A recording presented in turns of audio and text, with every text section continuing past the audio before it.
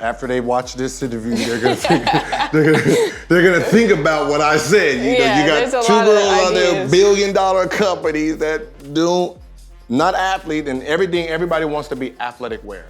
Yeah. Everybody blushes, you know, nail company, like they, you know, so there you go, athlete. I'm an athlete. Yo, this is who you should be sponsoring. Someone who's on TV all the time, wearing the product, showing the normal person. Look, I play a full game, doesn't run, doesn't smear. You know, that's what.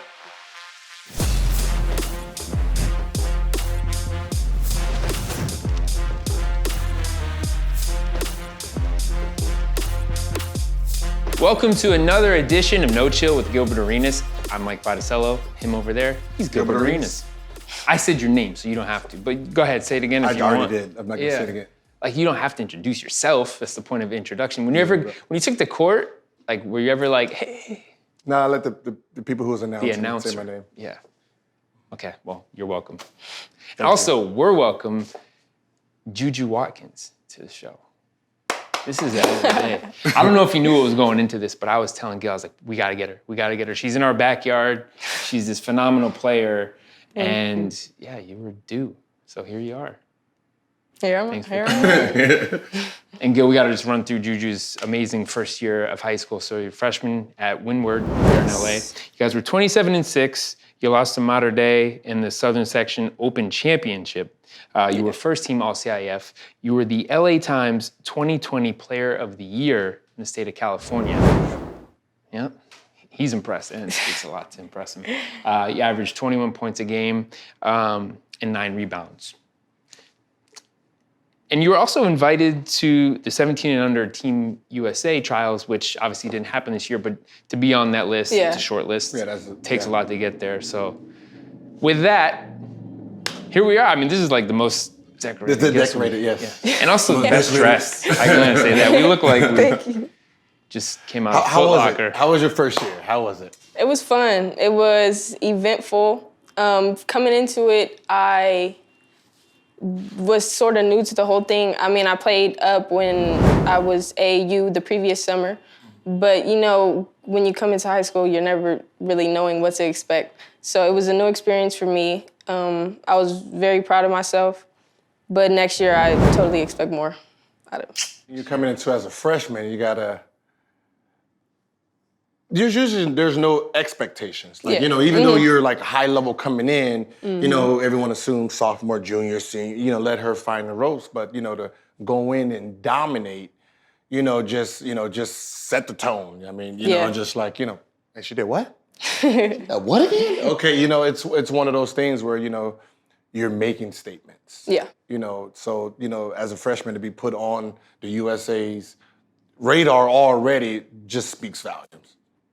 But take us through the dynamic of the team. Was it something that you had to prove yourself, or were they ready for you, like, okay, show us what you got? Well, at first, I wasn't really getting, like, the ball as much as I wanted. So it was kind of like I had to build chemistry with my team and kind of earn my spot. But towards the middle of the season, I started to take like more of a leadership role. And that's when I like kind of grew into my role on the court. Oh, it was the old rookie. Yeah. It was the old rookie. You got to earn your stripes. Yeah. You know, because let's be honest. From 7th and 8th grade, they already knew who was coming in. Yeah. Yeah. You know, it was already going to be your team. So, I mean, the whole world knew. You know, so from there, it's just like, you're going to have to earn a little bit of it before we just give you the keys. You know, there's that level of put up or shut up before you actually were there, you know. So, but you did it. You proved yourself. And what you just said, you're already thinking next year. Like, what you did this year is behind you, but what are you doing differently going into your second season as a sophomore?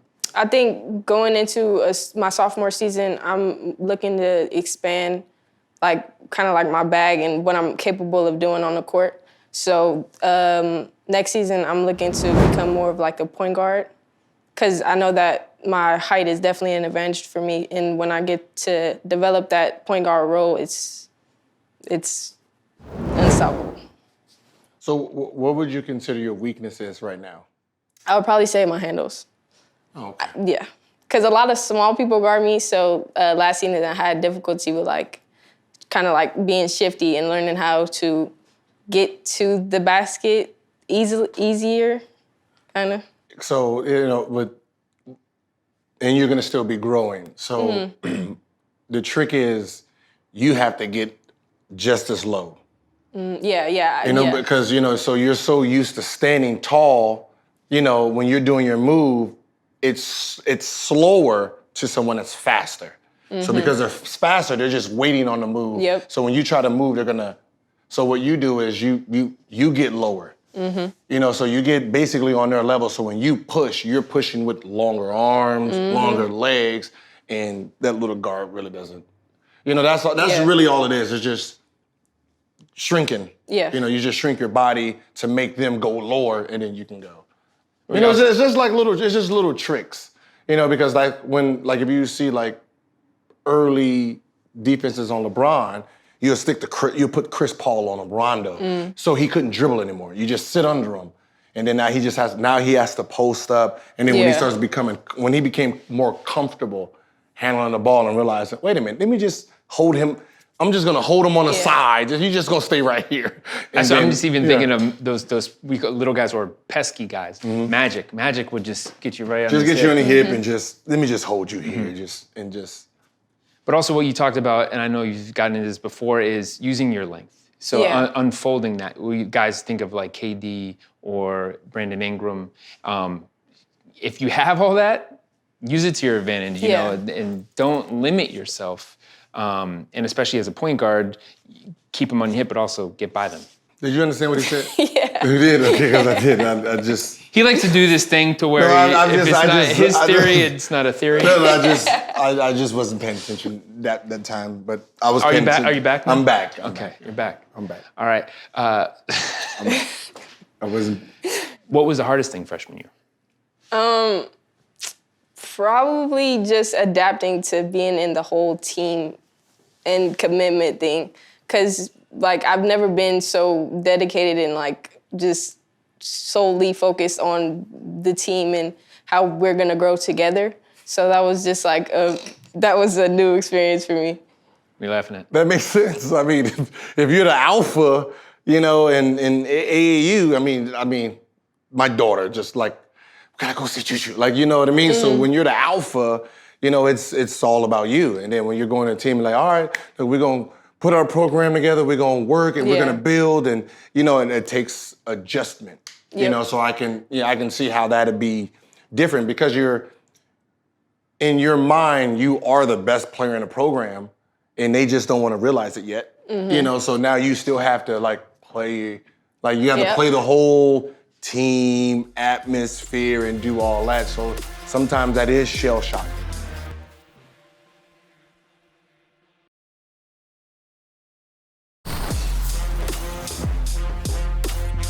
And that's also on the coach too, to give you the green light. Hang on. It's like Juju. How was your coach in that process? She was great. I mean, she was just trying to let me find myself and the role that I wanted to play on the court. So then when she saw that, okay, this is how she plays and this is how she's gonna play and this is how we're gonna win and get to the next level, she was just just let me get the green light. Yeah, that's the hardest part as a coach, but you gotta also adapt too. Coaches think that you need to adapt to me when it's the other way around. Yeah. No, you need to adapt to us. You gotta remember there's 13 of us. We're coming to you, we're bringing you the food. You're supposed to figure out how to cook this Thanksgiving meal. Don't have us come in here and you tell us what the meal, no, we're gonna give you the food, you put it on the plate. So what ends up happening is when you have a coach in a setting like that, she has to think about all egos. You gotta remember, there's only one real ego that matters, it's the future. I don't care what level you're on, it's the future. The future always, if the future puts its foot down, you have to pay attention to it. But until the future finds its way, you gotta keep giving and just do you. And then once you feel comfortable and you got the respect of the team, then we can just hurry up and give you the keys. But, you know, the future is always in the lead. Little do they know. Like, you know, it's nobody, if you're a junior or senior, you're trying to bump head with the freshman, for the most part, it's never going to work because, you know, you're on your way out and this is the new, you know, and that's on every level. Trust me, when I was with John Wall, I'm like, you know what? This ain't even no beef. Here's the keys. You're the driver. If you need me, I'll be over here. And that's how I did it. If you were younger, though, I don't think it would have been that smooth. At your point in your career, 25-year-old you, 26-year-old you? No, okay, so when I was so I got drafted to Golden State. And my veterans were Larry Hughes and Antoine Jamerson. So, you know, playing under them and, you know, I'm carrying their bags and this. They're the captains. I get to Washington, I'm the star player. But they're the captains. You know, so I always I'm the all-star. I'm averaging 29. I'm never going to tell my captain or, you know, the captain who was, you know, man, shut up, I ain't pass you the ball, even though I said it a lot of times in my, you know, I'm not gonna tell him that because he's still a captain. So as long as there was someone older on the team, I always said, you know what, I'm the best player on this team, and you're the captain. So, you know, however you want this to go, that's how you make it go. You do all the checking in here, but I'm the star player. So we just gonna just watch your tone when you come this way. You know, but, you know, Antoine was always a captain. I never took the captain role. You know, if it's going to be 3 captains, then I'll be the 3rd. But, you know, it's always, you know. Yeah, and after a while, it's not age, it's ability and personality. Just because you're 14, 15 doesn't mean you can't lead 17, No, I mean, you got to remember, leaders lead. No matter how old you are, the leader stands tall and everybody else finds their place. That's why it's not a coach thing, it's a locker room thing. You know, the alpha finds its way and, hey, nope, we're going to do this. Stop messing around. No matter what grade you're in, the alpha comes and puts everybody in their place, you know. All right, so we're in LA, and let's establish this. We know LA has proven on the men's side to produce stars. James Harden, Russell Westbrook, Paul George, we can go on down the list. Female side of the game, we haven't figured out what part of the country is producing the best talent. It's kind of all over the place. Yeah. I would say it's all over the place, but I would say that the upcoming stars are mainly here. It has to be here. Only because, you know, we're all year round. All year round weather, so, you know, when the winter comes, the girls go out there and play basketball. And we have way more gyms than everyone. I mean, I just didn't want to throw it out there because I didn't know. But Lisa Leslie's from here, right? Yeah, come on, man. Oh, man. Cheryl Miller. But even your generation, your era, there's another reason for that. It's your network. So it's where you're playing, you're training at? The Mamba Center. So you go in there and there's other players that, you know, at your level too, you know, that's gonna make you better. You're gonna push them, they're gonna push you. And really, that's Do you train with boys or you actually train with girls? I train both, but I would say mostly girls, and I mostly train by myself. But when I do train with other people, it's mostly girls. Why? I mean, it's just like, oh, you want to work out? Like, it's more like... Oh, you're doing the gifting. Like, oh, come on, we can work out and do one-on-one. You follow my lead. No. I mean, let's just get this work in. It's not like something that is just a preference. No, you got to work, you got to work boys. Yeah, I do open runs with boys. Oh, okay. Yeah, only because you just got to get that... Because it's the group that's not scared of you. But they're gonna respect your game because games respects game. Yeah. But you want to be pushed. You want to be challenged. You know, you want to be hit so you can understand the future. You know, versus, you know, as soon as you get past 3-point line, you Euro step. Nobody's, nobody's there. You know.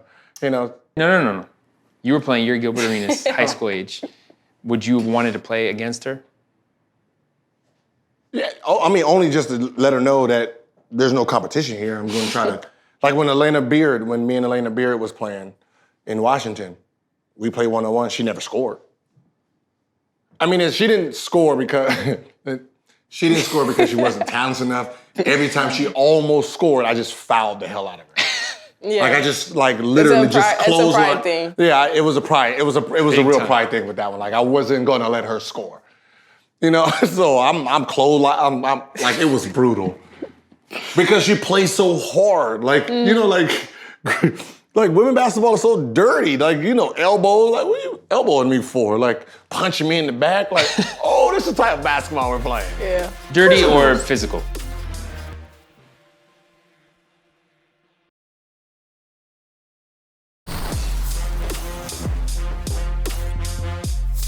That's what I wanted to get to though, was the idea of pride. So if you're playing against guys and they're gonna turn it up another notch, which is a whole different category. It's difficult because you know they're not playing their regular game. They're like it's personal.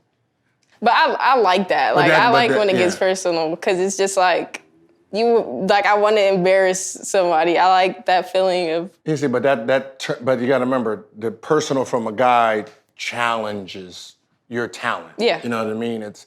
You know, at this point, it's always trying to figure out how to tap into your ability and to keep pushing the needle of your ability. You know what I mean? So if you got a whole group that's scared of you, they're gonna just make you comfortable so you don't. Yeah. You know, it's like if I don't shoot on her, she probably won't shoot on. You know, you try to pull those little tricks. Gotcha. You know, versus a guy, it's like, oh, it's a girl, we just going. You know, now you have to really, really like focus and really play and compete. You know, which that actually got you better. Also, take us through the scene here in LA, the competition. You know, really, where are you finding that? You know, you're pushed most. See, there you go. I knew it. I knew it. See? I would say foreign question. That was a foreign question. Ain't been challenged. No, he's answering it for you, but I'm saying I've been challenged. Yeah. It was one time where 3 girls had to come and try to guard me by themselves, and they made it difficult.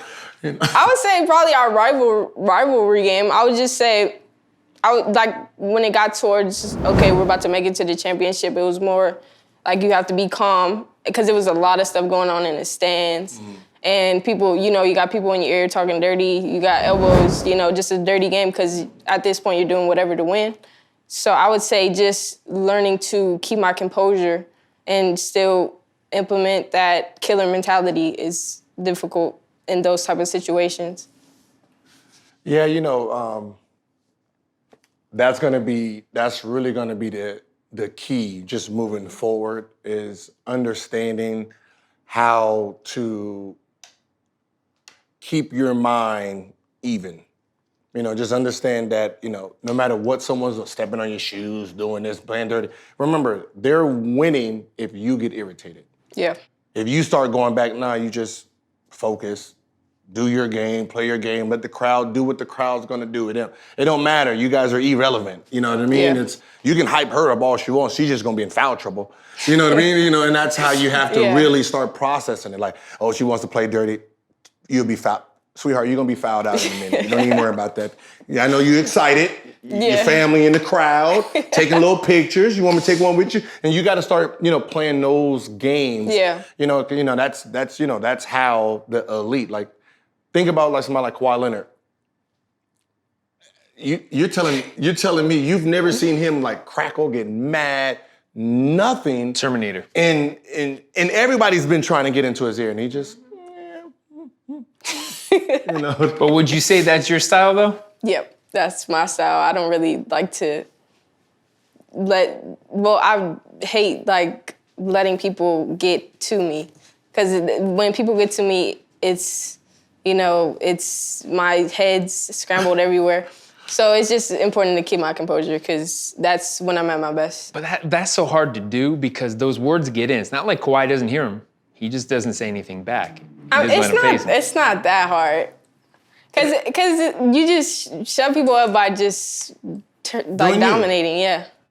Yeah. Like, see, your thing is you turn it the other way, you talk back. Yeah, like let's say like if I have somebody like Patrick Beverly or some like Bruce Bowen or, you know, a player whose his whole job is trash talk. Mm-hmm. Right? His whole job is trash talk. So every missed shot I miss, he gets excited. Yep. You know what I mean? No matter, no matter, you still like in control of your emotions, but every shot that doesn't go in, he gets excited. So I learned how to just flip it. Flip it like, oh, you play a little defense for like 2 minutes. Now you're gonna have to drink water for 12. I mean, that's nice game. See you next game with your 2 minutes and your 1 point. Like, you know what I mean? Just to get myself going again. Yeah. It's one of those things where, and I remember high school, like in high school I was different though. I was just a demon. There was no, what people said, it was like, I was just a straight assassin. Like it was no, I don't care what you did, I was scoring 50. Mm-hmm. Boxing 1, triangling 2, zone, punch, kick, fight. None of that mattered to me. I'm scoring 50 tonight. And that was it. That's how I played the game. It was, I wasn't ranked. I made 100. I was number 100. At my senior year, I was 100 in the country. I was like, but not number one in your. No. No, I didn't even know that was in. Like, what's so funny is, like, I'm thinking, like, you gotta really think like this. If I'm 100 and I'm a demon, what the hell did number 1 look like? That's, I don't even wanna, I remember watching, I was doing stats when I'm playing, like, all right, I'm leading the nation in scoring. Then I was like, Teddy Dupay, who the hell is this? She scored 60, 70, 80? Like, I'm just looking at a name. We didn't have YouTube. Yeah. You didn't have, so you just seen name in 75. You're like, I gotta turn it up. And I didn't realize I'm competing with a 5'5" dude. Some 5'5" dude out of Florida just giving buckets, just like, he played for his daddy, ultra green light, but because I'm looking at numbers, it made me, compete at that level, because, you're always told that if you're not working, somebody else is. Yep.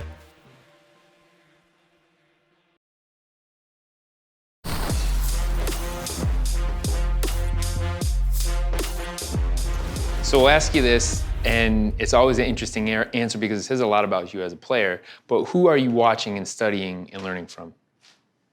I would say Ja Morant right now, because he's amazing, just coming in and just dominating.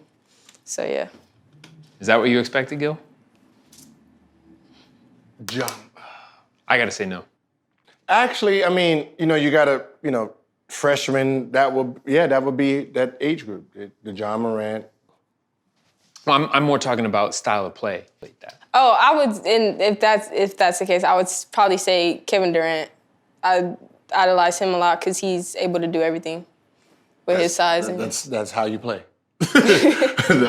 First of all, also, you're watching the NBA in men's versus women's in WNBA. That's always been, even if you ask WNBA girls right now, who did you watch growing up, they would never say a WNBA player. Because you always say the NBA because, you're mimicking what you consider the top notch. You know what I mean? That's the weird thing about that's what, I'm pretty sure if you ask a WNBA player, who's the best player in the world?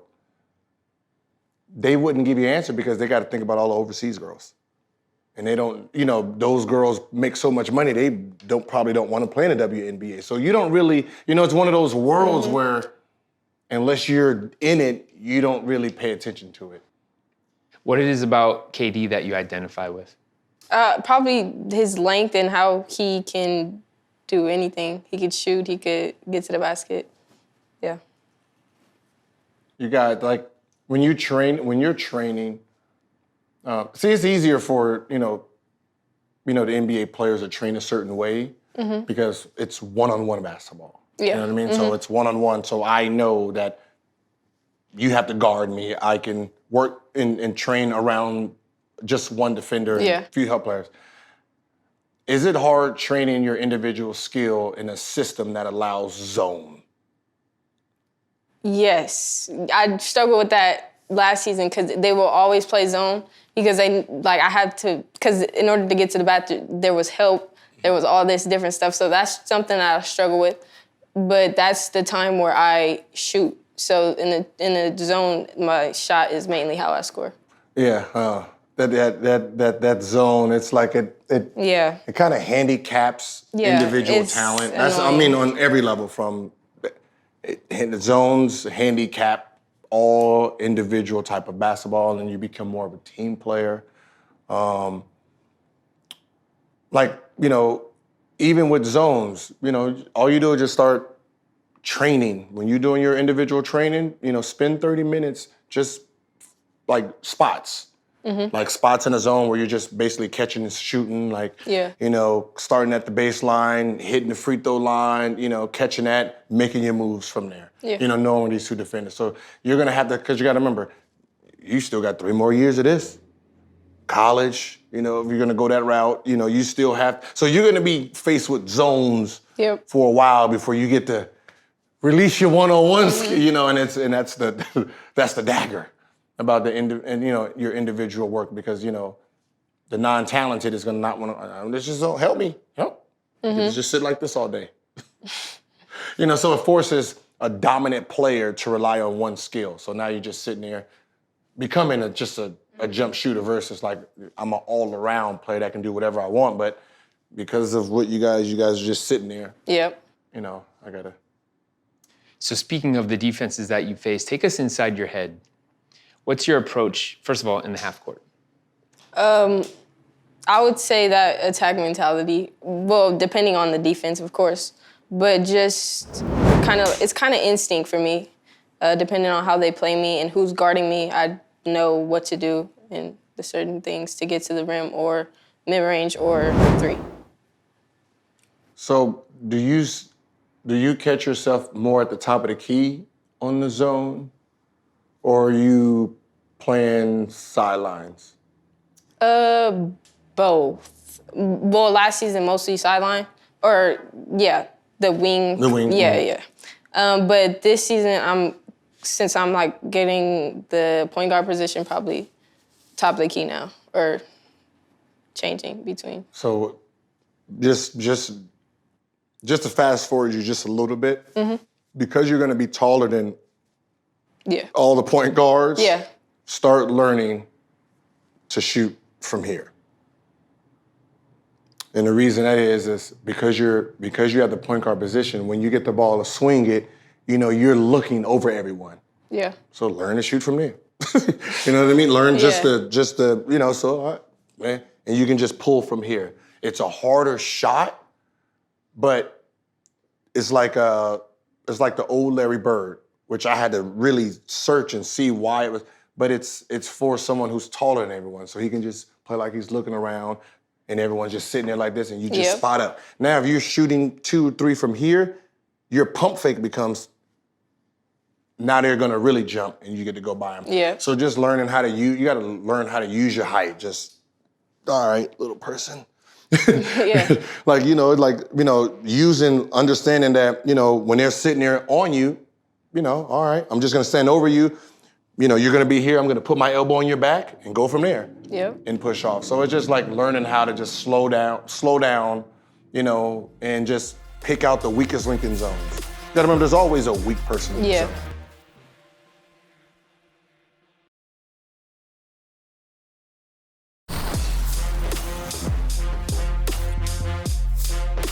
I can't say it enough that, the rules of how they've manipulated the age has, really handicapped, progression. Because, when you think of like creativity, you have more, the younger you are, the more creative you are. You're not stuck in a 4-year college where you're told to do it this way. I got to move this way. Don't do that. You've been told that for 4 years in college versus when you're coming out of high school, you're like, out in the wild. You're out in the wild. So, if, the out in the wild was allowed to just go straight into the WNBA, the taming doesn't happen because it's the future. Yep. And now all those imaginations and those thoughts you get to use it in real time. You get to use all your moves in real time right then in the spot, and they have to adapt to it now and learn it now versus in college, this college coach, because we're building for the future. Is you got to remember, in college you don't have to recruit.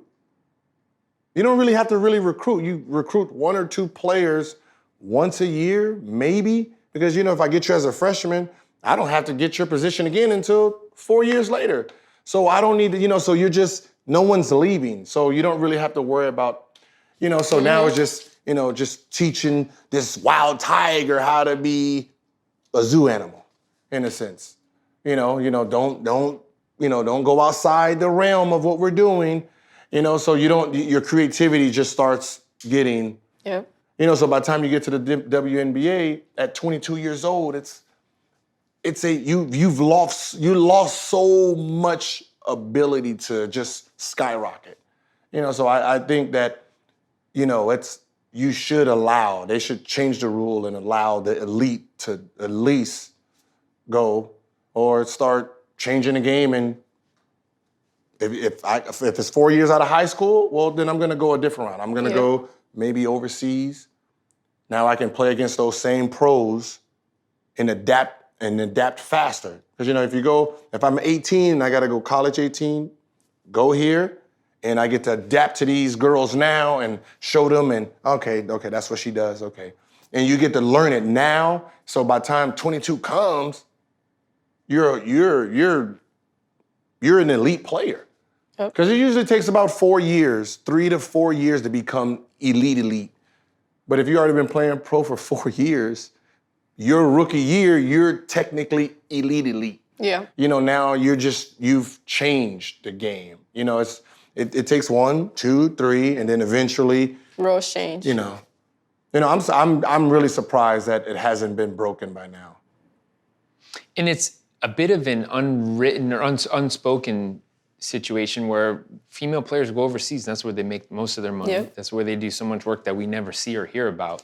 And I think the WNBA has gained so much popularity in the last, let's say, 10 years even. It's time for that. Like, that's the one thing that's missing. Yeah. So realize, why aren't the best players here full time?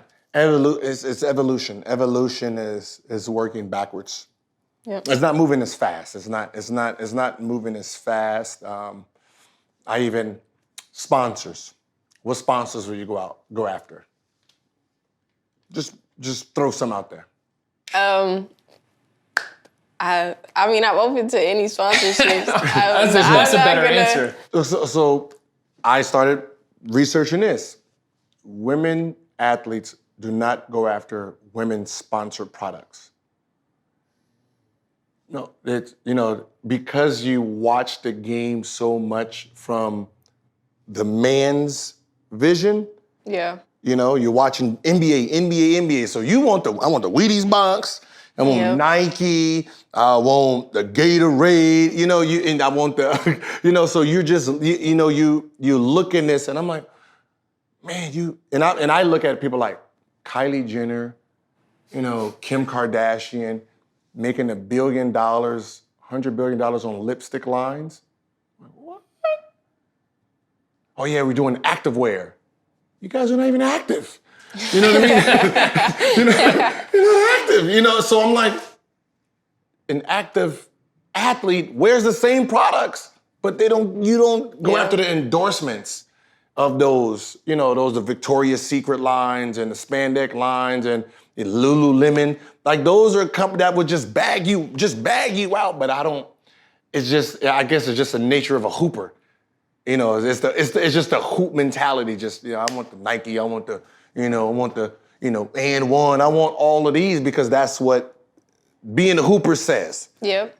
I done made it special if I make it on that Wheaties box. And you're like, yeah, I made the Wheaties box. That's growing up as a hooper, that's all you, and I started realizing that, lipstick, blushes, eyelashes, weave, those are $1 billion companies that just the woman athlete just does not tap into.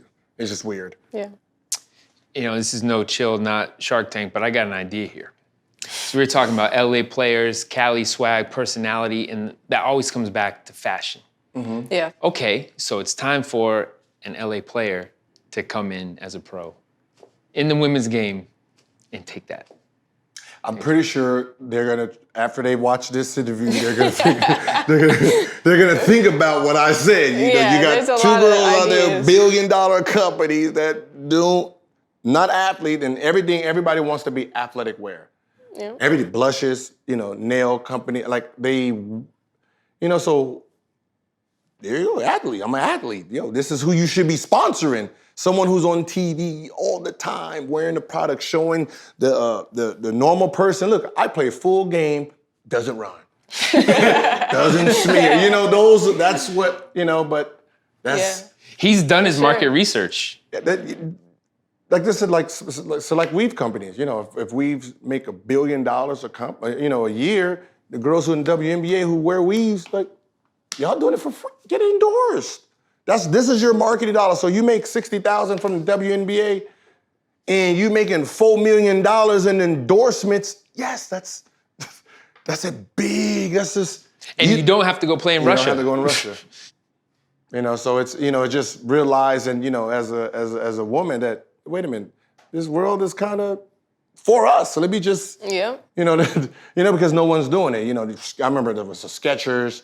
You know, now you got that. That's what I said. When you have models out there making money off of tummy tea. Tummy tea, like, what? Tummy tea. You know what I mean? Because, you know, everyone wants to be fit, so everyone's making their product around, you know, fit players, but they never go after the athletes. Yeah. You know, so it's like, you know, looking, you get to do your research now, just looking like, you know what, I can be their spokesperson. I got you. You know, because, you know, before athletes just go after the same. We're gonna go after, you know. So normal. Juju, that concludes the business and marketing section of the No Chill Show.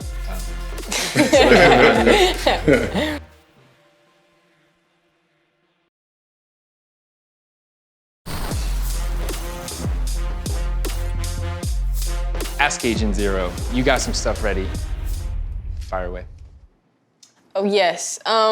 So my first question is, was it easy for you to transition to life off the court from coming from the NBA? When I retired? Yeah. That was the biggest challenge of my life. Like, because, you know, growing up, you know, you're so scheduled.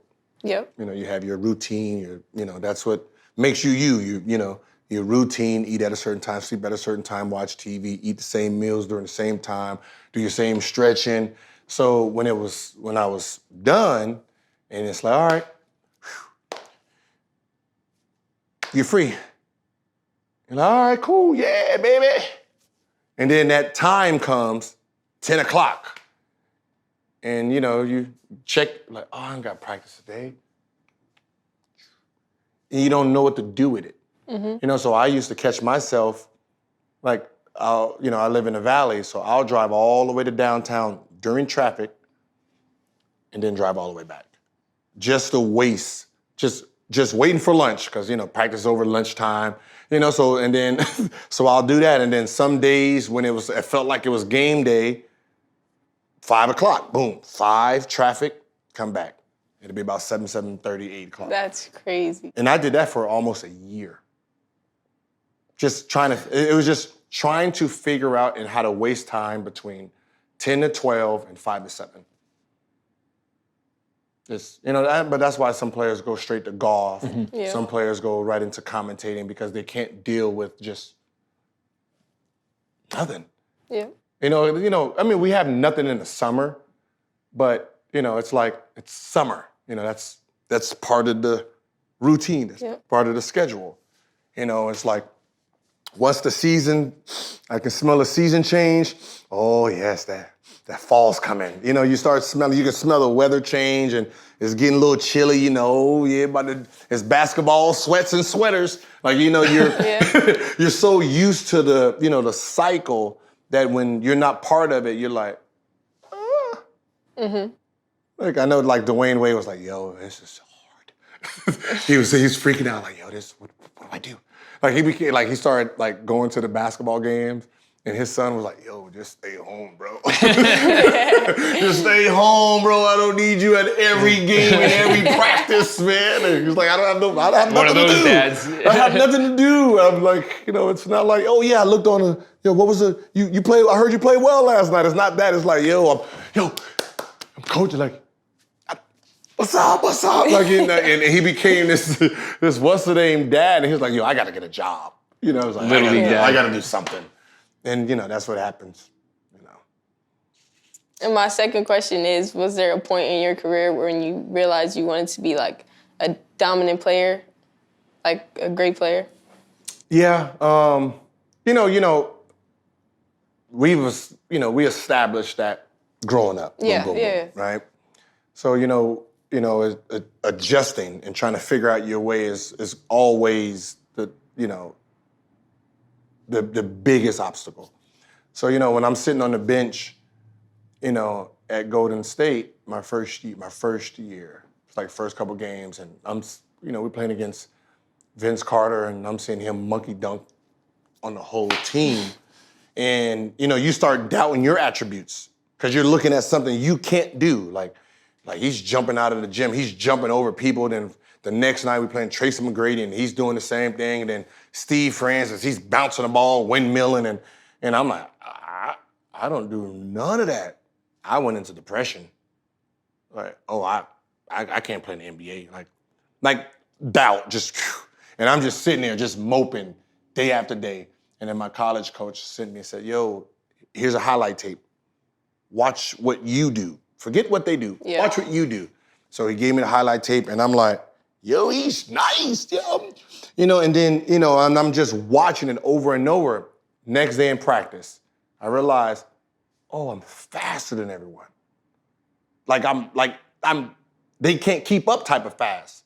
So first play, layup, and then I'm just sitting here just playing this type of basketball with them. Yeah. And it was like, wait, what is because it wasn't their style. So once I realized that this is my advantage, let me figure out how to tap into the greatness. It's like the more you taste success, the more success you want. So then, I won.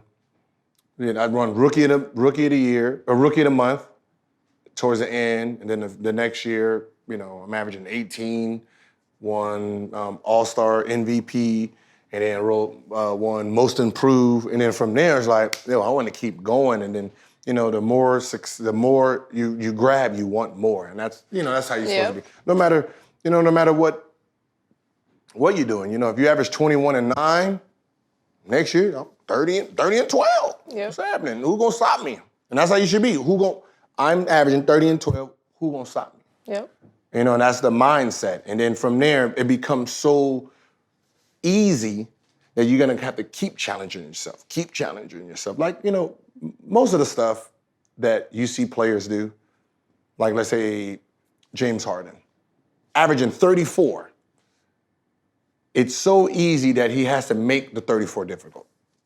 Like, if he just played regular basketball and just said, I'm just gonna get there and get buckets, he could probably average 40-something. Because the style he plays is so fast that it becomes easy. But no, okay, step back. So that's his way of challenging his talent. It has nothing to do with defense. He figured a long time ago, this person in front of me can't guard me. So let me just work on just trying to better myself, because if I want to score 100 of him, he can't do nothing about it. Mm-hmm. And that's you're gonna have to start. You're gonna do that naturally. Try to figure, okay, I'm going. Let me do this spin fadeaway threes. You're gonna start doing that. Just trying to challenge your motor, because the people in front of you just aren't there yet. I got a bonus one real quick off Vince Carter. Did Vince ever dunk on you? No. He pretty much dunked on everybody. Yeah, big men. The hell I'm gonna be down. Caught you on the break. Okay, let's be honest. It's Vince Carter. What was I gonna do? Just, I What was kind of wanted to hear that. Okay, what was I going to do? Yeah, get out of the way. Okay, here we go. Get out of the way. Like, Guys don't say that. I'm like, yeah, I don't want to be on a with a poster. coach, hey, yeah, take a charge. Yeah, I know. He's going to go over there. No. Like, I don't want to be in that goddamn highlight. We're talking about sitting there like this and he done dunked the ball already. Like, no, I'm not going to.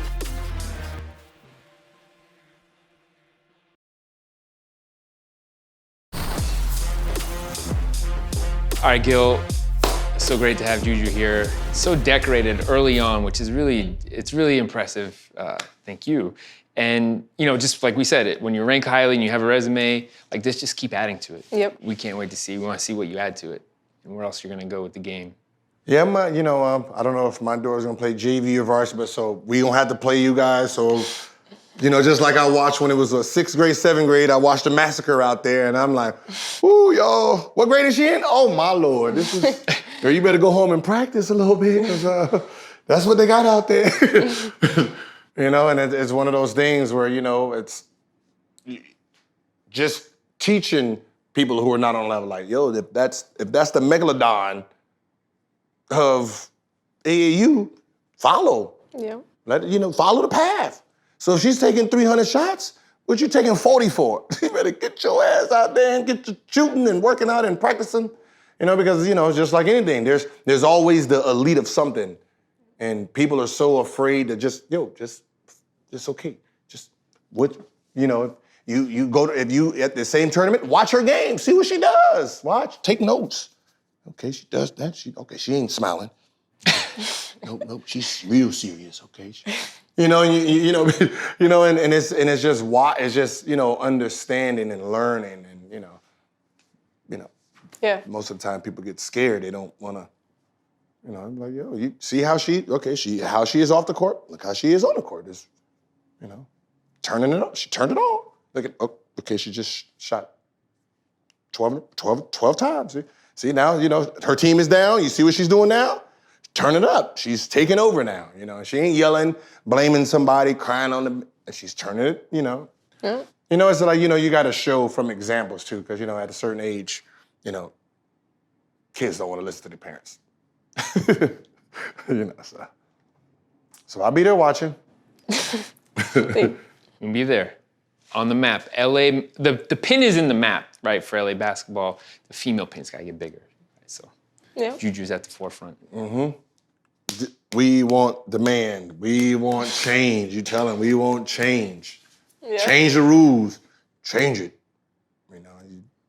It's you. It's that you build your brand so big that it's college is irrelevant. Like, I don't I'm too skilled, I'm too talented, I'm too gifted to waste 4 years of my talent in that watered down system. Like, yo, whatever rule y'all gotta check, I'm ready. Let's go.